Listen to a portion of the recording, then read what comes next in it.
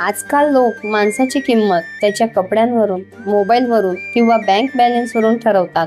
पण खरं सांगायचं तर माणूस किती श्रीमंत दिसतो यापेक्षा तो आतून किती मजबूत आहे हे महत्वाचं असतं. कारण दिखावा काही काळासाठी लोकांना प्रभावित करू शकतो, पण स्वभाव, प्रामाणिकपणा आणि स्वाभिमान हेच आयुष्यभर माणसाची ओळख बनून राहतात. उधार घेतलेला थाट काही दिवस चमकतो, पण त्याची परतफेड मात्र मनाची शांतता हिरावून घेते. दुसऱ्यांच्या आयुष्याशी तुलना करताना आपण स्वतःची मर्यादा विसरतो आणि तिथूनच सुरू होतो असंतोष, ताण आणि न कळत वाढत जाणारं ओझं.